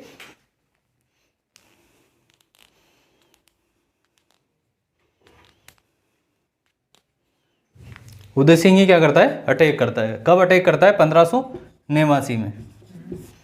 1589 में क्या करता है? अटैक करता है। तो इस समय क्या होता है? यहाँ पर दूसरा शाखा, सिवाना का दूसरा शाखा होता है। अटैक कौन करता है? मोटा राजा उदय सिंह या अकबर के लोग। ठीक है, आदेश अकबर का और नेतृत्व कौन करता है? मोटा राजा उदय सिंह करता है 1589 में। ठीक है, तो इस समय होता है सिवाना का दूसरा शाखा होता है। तो कल्ला जो राय मड़ौत है ये मरने से पहले क्या लिखा लेता है? अपने मर्सिये लिखा लेता है। ठीक है, कल्ला राय मड़ौत मरने से पहले अपने मर्सिये लिखा लेता है। बेसिकली मर्सिये क्या है? दोहे हैं जो कि किसी की ग्लोरी बताने के लिए लिखे जाते हैं। ठीक है, लेकिन ये कब लिखा जाते हैं? मरने के बाद लिखे जाते हैं कि भाई ये कैसे कैसे लड़ा। ठीक है, उसी हिसाब से उसके दोहे लिखे जाते हैं। लेकिन इसने पहले ही अपने क्या लिखा लिए थे? दोहे लिखा लिए थे। और दोहे किससे लिखवाए थे? दोहे लिखवाए थे पृथ्वीराज राठौड़ से। किससे लिखवाए थे? पृथ्वीराज राठौड़ से दोहे लिखवाए थे। ठीक है, तो शाखा में 2 चीजें होती है, केसरिया और जौहर। तो केसरिया तो कौन कर लेगा, कल्ला राय मनोत कर लेगा, लेकिन जौहर किसने किया, बान कंवर ने। ठीक है, बान कंवर वैसे इसकी ऑफिशियली पत्नी थी नहीं, क्योंकि सगाई हुई थी, अभी शादी हुई नहीं थी, लेकिन फिर भी बान कंवर क्या कर लेती है, जौहर करती है। ठीक है, तो बान कंवर बूंदी के राजा सुरजन की बेटी है। इसमें एक बार लिख लेना कि पृथ्वीराज राठौड़ अकबर का नवरत्न, मरने से पहले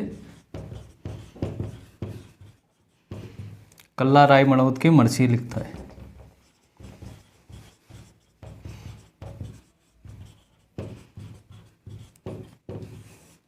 ठीक है, तो सीधा प्रश्न आ जाए कि मरने से पहले अपने मर्सी कौन लिखवाता है, तो कौन लिखवाता है, कल्ला राय मनोत लिखवाता है। ठीक है, कौन लिखता है, और पृथ्वीराज राठौड़ लिखता है। ठीक है, तो ये है बात। मोटा राजा उदय सिंह अपनी बेटी मानीबाई, जोधपुर की राजकुमारी, इसलिए उसका क्या कहते हैं, जोधाबाई। ठीक है, उसका अन्य नाम है जगत गोसाई। उसकी शादी किससे होती है, सलीम या जहांगीर से। उनका बेटा कौन होता है, खुर्रम या शाहजहां। ठीक है, उसके बाद 1000 का मनसब दिया जाता है कल्ला राय मनोत। कल्ला राय मनोत मोटा राजा उदय सिंह अटैक करता है, सिवाना का दूसरा शाखा होता है इस समय। जौहर कौन करती है, बान कंवर करती है, बूंदी की बेटी है ये। ठीक है, और जो कल्ला राय मनोत है ये मरने से पहले अपनी मर्सी लिखवा लेता है पृथ्वीराज राठौड़ से। रायमल का बेटा है, इसलिए इसका नाम क्या पड़ा, राय मनोत पड़ा। ठीक है, कहाँ का था ये, सिवाना का सामंत था। ठीक है, लिखो।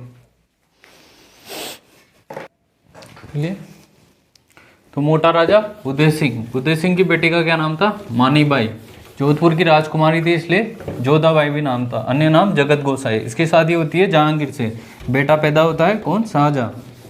कल्ला राय मनोत कहाँ का सामंत था, सिवाना का। दूसरा शाखा होता है उदय सिंह जब आक्रमण करता है 1589 में। जौहर कौन करती है, बूंदी की राजकुमारी बान कंवर।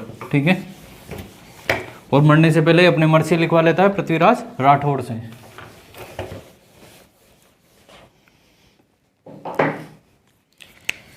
इसके बाद सूर सिंह, एक लाइन है इनकी, इसके पीछे टाइटल लगा है सवाई सूर सिंह। तो मारवाड़ का एकमात्र राजा जिसको सवाई का टाइटल मिला। ठीक है, और इस सवाई का टाइटल किसने दिया, अकबर ने। किसने दिया, अकबर ने दिया। सूर सिंह के बाद आते हैं गज सिंह। सूर सिंह के बाद क्या आते हैं, गज सिंह। गज सिंह को भी एक उपाधि मिली दलथम्बन की, उपाधि मिली दलथम्बन, याद रखना है। ठीक है, उपाधि कौन सी मिली, दलथम्बन की। दल का मतलब है सेना, थम्बन का मतलब है रोकना, मतलब फौज को रोकने वाला। ठीक है, इसका क्या मतलब है, फौज को रोकने वाला। और ये उपाधि किसने दी, जहांगीर ने दी। ठीक है, पूछ ले सीधा सीधा कि दलथम्बन किसको, दलथम्बन की उपाधि कौन से शासक को मिली हुई है, तो गज सिंह को मिली हुई है। ठीक है, किसने दी, जहांगीर ने मिली। और मारवाड़ का एकमात्र राजा जिसको सवाई का उपाधि मिला हुआ है कौन है, सूर सिंह। किसने दी, अकबर ने दी। ठीक है, गज सिंह।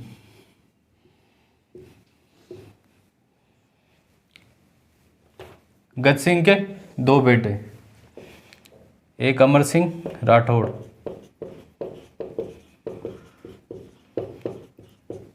और दूसरा जसवंत सिंह फर्स्ट।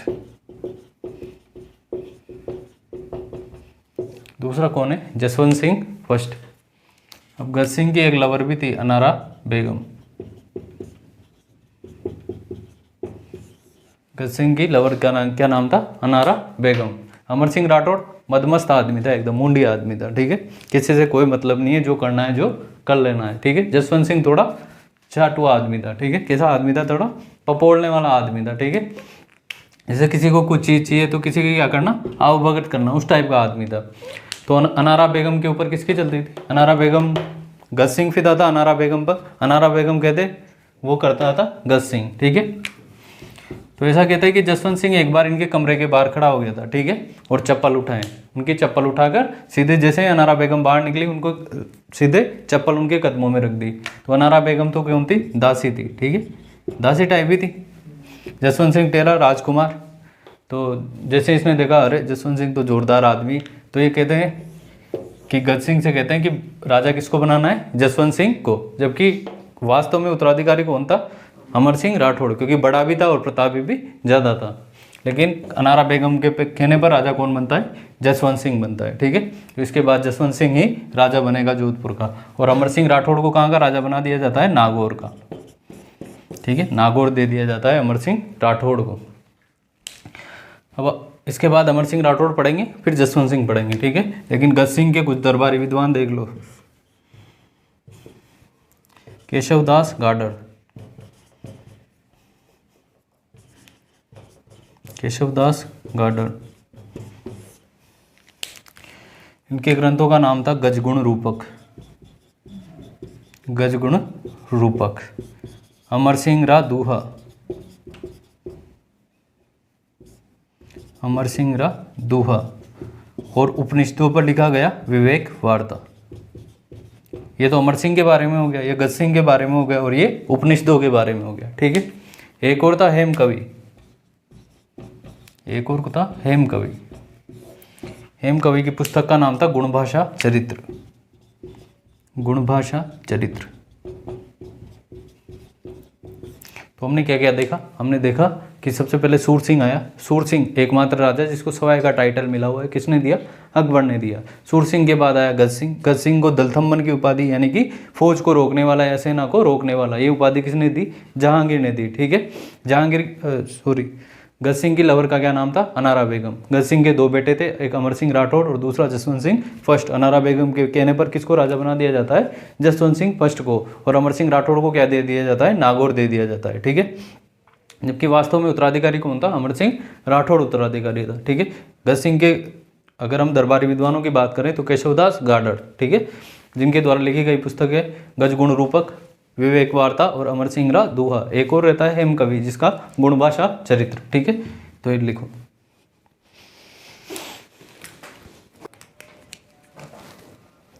ठीक है, तो सूर सिंह को सवाई का टाइटल मिला, किसके द्वारा दिया गया? अकबर के द्वारा।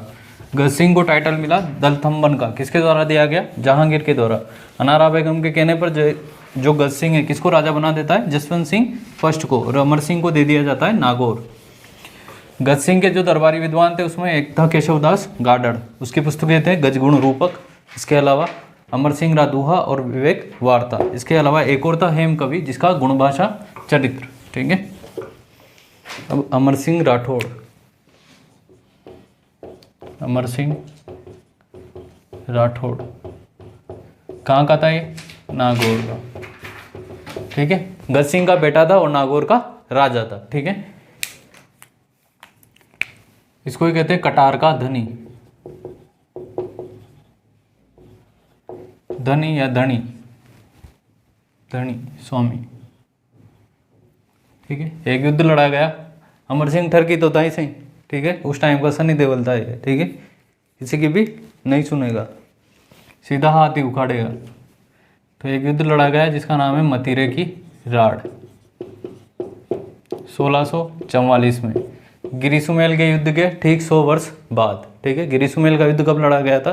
5 जनवरी 1544 को लड़ा गया था। ठीक है, मतीरे की राड़ 1644 में। किस किस के बीच में लड़ी गई है? अमर सिंह और कर्ण सिंह। कर्ण सिंह कहाँ का था? बीकानेर का। और अमर सिंह नागौर का। मतीरा क्या होता है? तरबूज। क्या होता है मतीरा? तरबूज। इधर बेल लगाए एक किसान ने बॉर्डर गांव पे, और मतीरा किधर आया? बीकानेर की साइड। ठीक है, इसको लेकर ही दोनों लड़ गए। ये लड़ाई पहले किसानों तक थी, फिर परिवार तक गई, फिर सेना में चली गई, और फिर सीधा कहाँ चली गई? राजा के पास चले गई। दोनों लड़के मर गए। दोनों में लड़ाई हुई और कौन जीता? अमर सिंह जीता। ठीक है, तो एक तो मतीरे की राड़ ध्यान रखनी है। ठीक है, उस समय राजा कौन था? शाहजहाँ राजा था। ठीक है, अधीनता स्वीकार कर ही ली थी इन्होंने। तो कर्ण सिंह, अब कर्ण सिंह और अमर सिंह दोनों कहाँ हुए? मुगल दरबार में, शाहजहाँ के दरबार में। शाहजहाँ का एक साला था जिसका नाम था शाहबाज खां। क्या नाम था? शाहबाज खां। इसको क्या बना रखा था इसने? मीर बख्शी, सेनापति बना रखा था। यूँ मान लो कि क्या बना रखा था? सेनापति। वैसे तो मीर बख्शी, एक्चुअल वर्ड क्या है? मीर बख्शी। मीर बख्शी का मतलब है डिफेंस मिनिस्टर। ठीक है, तो उस समय का क्या बना रखा था इसको? मीर बख्शी बना रखा था शाहबाज खां को। तो ये दोनों एक ही दरबार में रहे तो जलेंगे तो सही। तो कर्ण सिंह ने किसके कान फूके? शाहबाज खां के कान फूके, ठीक है। शाहबाज खां ने किसके कान फूके? शाहजहां के कान फूके, ठीक है। लेकिन अमर सिंह सनी देओल आदमी था, उसकी ज़रूरत हर जगह पड़ती थी, ठीक है। इसलिए शाहजहां ने डायरेक्टली कोई एक्शन लिया नहीं, ठीक है। लेकिन किसी बात को, शाहबाज खां किसी बात को लेकर, मतलब शाहबाज खां जो है शाहजहां से मिलने नहीं दे रहा था अमर सिंह को, ठीक है। तो लेकिन ये इसको बिना बताए कहाँ चला जाता है? शाहजहां से मिलना चला जाता है। तो शाहबाज जो खां है वो अमर सिंह को क्या कह देता है? गवार कह देता है। क्या कह देता है? गवार कह देता है, जिसमें वो कटार की फेंक के देता है और इसका सिर कट जाता है, ठीक है, शाहबाज खां का। तो शाहजहां के दरबार में उसके साले का सिर काटना बहुत बड़ी बात होती है। और फिर शाहजहां की फिर बारी आती है शाहजहां की। शाहजहां लुंगी ऊपर करके भागता है और कहाँ चला जाता है? हरम में, हरम या जनान खाना, जहाँ पर महिलाएं निवास करती है, ठीक है। अब राजपूतों की तो एक आदत है कि वो महिलाओं का सम्मान किया करते हैं और उस जगह पर नहीं जाते, ठीक है। इसलिए अमर सिंह वहाँ पे जाएगा नहीं और यहाँ से शाहजहां फिर क्या कर लेता है? वहाँ पर छुप जाता है, ठीक है। और इधर से अमर सिंह कहाँ पर निकल जाता है? वापस से बाहर निकल जाता है अपने बादल नाम के घोड़े के साथ। तो शाहबाज खां याद रख लेना, ठीक है। इसकी 16 खंभों की छतरी बनी हुई है। अमर सिंह राठौड़ की 16 खंभों की छतरी कहाँ बनी हुई है? नागौर में बनी हुई है। कहाँ बनी हुई है? नागौर में 16 खंभों की छतरी बनी हुई है, ठीक है। शाहजहां का जो सेनापति होता है शाहबाज खां, उसका सर काट देता है, ठीक है, या उसको मार देता है। सिंपल लिख देना कि उसको मार देता है, ठीक है। मतेरे की रात 1644 में गिरी सुमेल के 100 वर्ष के बाद 16 खंभों की छतरी अमर सिंह राठौड़ की कहाँ बनी हुई है? नागौर में बनी हुई है, ठीक है। उसके बाद अमर सिंह राठौड़ क्या हुआ? अमर हो गया, ठीक है। अमर सिंह राठौड़ क्या हो गया? अमर हो गया। जब भी यहाँ के लोकगीत कहे जाते हैं या लोग फोक डांस किए जाते हैं तो उसमें अमर सिंह का कहानी का पूरा मेंशन होता है, ठीक है। तो अमर सिंह वहाँ की जो है लोक नायक बन गया बेसिकली। तो ये था हमारा अमर सिंह राठौड़। बाकी उड़ना राजकुमार की 12 खंभों की छतरी कहाँ बनी हुई है? कुंभलगढ़ में, ठीक है। और 32 खंभों की छतरी कहाँ बनी हुई है? रणथंभौर में जयद्रथ सिंह अमीर का बेटा पिताजी, ठीक है, 32 वर्षों के शासनकाल की याद में, ठीक है। तो ये पढ़ा हमने जोधपुर। बाकी का लेक्चर हम कल कंटिन्यू करेंगे। धन्यवाद।